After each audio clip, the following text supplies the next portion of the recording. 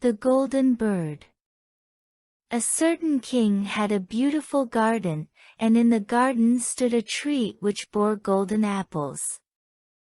These apples were always counted, and about the time when they began to grow ripe it was found that every night one of them was gone. The king became very angry at this, and ordered the gardener to keep watch all night under the tree. The gardener set his eldest son to watch, but about 12 o'clock he fell asleep, and in the morning another of the apples was missing.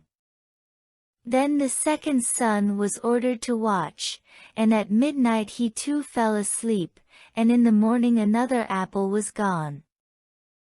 Then the third son offered to keep watch, but the gardener at first would not let him, for fear some harm should come to him.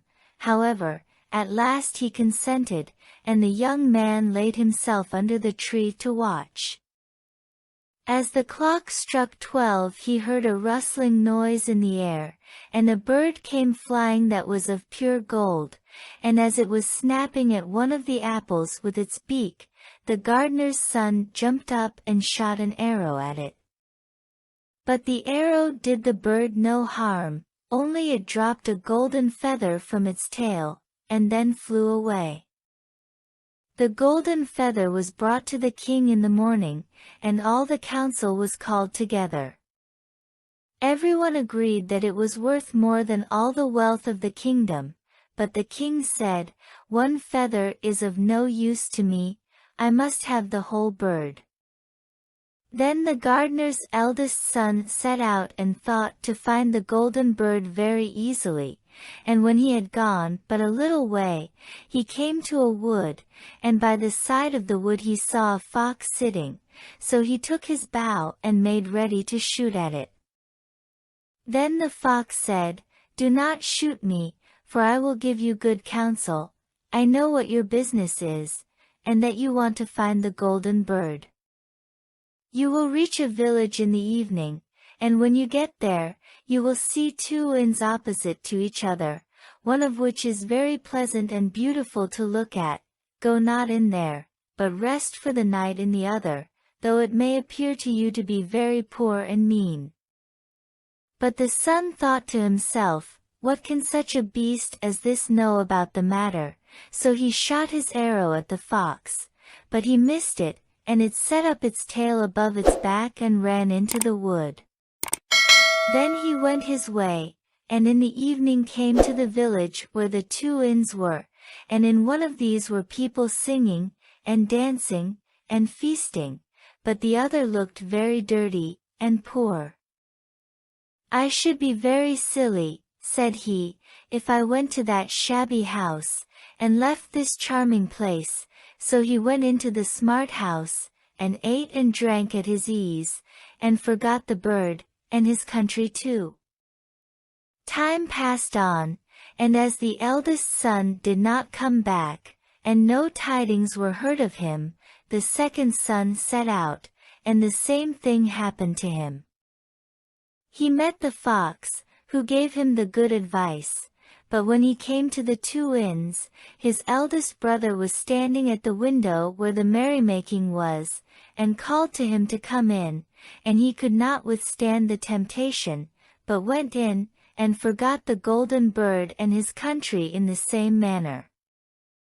Time passed on again, and the youngest son too wished to set out into the wide world to seek for the golden bird, but his father would not listen to it for a long while, for he was very fond of his son, and was afraid that some ill luck might happen to him also, and prevent his coming back. However, at last it was agreed he should go, for he would not rest at home, and as he came to the wood, he met the fox, and heard the same good counsel. But he was thankful to the fox, and did not attempt his life as his brothers had done, so the fox said, "Sit upon my tail, and you will travel faster." So he sat down, and the fox began to run, and away they went over stock and stone so quick that their hair whistled in the wind. When they came to the village, the son followed the fox's counsel, and without looking about him went to the shabby inn and rested there all night at his ease. In the morning came the fox again and met him as he was beginning his journey, and said, "Go straight forward, till you come to a castle, before which lie a whole troop of soldiers fast asleep and snoring. Take no notice of them, but go into the castle and pass on and on till you come to a room, where the golden bird sits in a wooden cage. Close by it stands a beautiful golden cage. But do not try to take the bird out of the shabby cage and put it into the handsome one. Otherwise you will repent it." Then the fox stretched out his tail again, and the young man sat himself down, and away they went over stock and stone till their hair whistled in the wind. Before the castle gate all was as the fox had said, so the son went in and found the chamber where the golden bird hung in a wooden cage, and below stood the golden cage, and the 3 golden apples that had been lost were lying close by it. Then thought he to himself, "It will be a very droll thing to bring away such a fine bird in this shabby cage," so he opened the door and took hold of it and put it into the golden cage. But the bird set up such a loud scream that all the soldiers awoke, and they took him prisoner and carried him before the king. The next morning the court sat to judge him, and when all was heard, it sentenced him to die, unless he should bring the king the golden horse which could run as swiftly as the wind, and if he did this, he was to have the golden bird given him for his own. So he set out once more on his journey, sighing, and in great despair, when on a sudden his friend the fox met him, and said, "You see now what has happened on account of your not listening to my counsel. I will still, however, tell you how to find the golden horse, if you will do as I bid you. You must go straight on till you come to the castle where the horse stands in his stall. By his side will lie the groom fast asleep and snoring. Take away the horse quietly, but be sure to put the old leathern saddle upon him, and not the golden one that is close by it." Then the son sat down on the fox's tail, and away they went over stock and stone till their hair whistled in the wind. All went right, and the groom lay snoring with his hand upon the golden saddle. But when the son looked at the horse, he thought it a great pity to put the leathern saddle upon it. "I will give him the good one," said he. "I am sure he deserves it." As he took up the golden saddle the groom awoke and cried out so loud, that all the guards ran in and took him prisoner, and in the morning he was again brought before the court to be judged, and was sentenced to die. But it was agreed, that, if he could bring thither the beautiful princess, he should live, and have the bird and the horse given him for his own. Then he went his way very sorrowful, but the old fox came and said, "Why did not you listen to me? If you had, you would have carried away both the bird and the horse. Yet will I once more give you counsel. Go straight on, and in the evening you will arrive at a castle. At 12 o'clock at night the princess goes to the bathing house. Go up to her and give her a kiss, and she will let you lead her away. But take care you do not suffer her to go and take leave of her father and mother." Then the fox stretched out his tail, and so away they went over stock and stone till their hair whistled again. As they came to the castle, all was as the fox had said, and at 12 o'clock the young man met the princess going to the bath and gave her the kiss, and she agreed to run away with him, but begged with many tears that he would let her take leave of her father. At first he refused, but she wept still more and more, and fell at his feet, till at last he consented. But the moment she came to her father's house the guards awoke and he was taken prisoner again. Then he was brought before the king, and the king said, "You shall never have my daughter unless in 8 days you dig away the hill that stops the view from my window."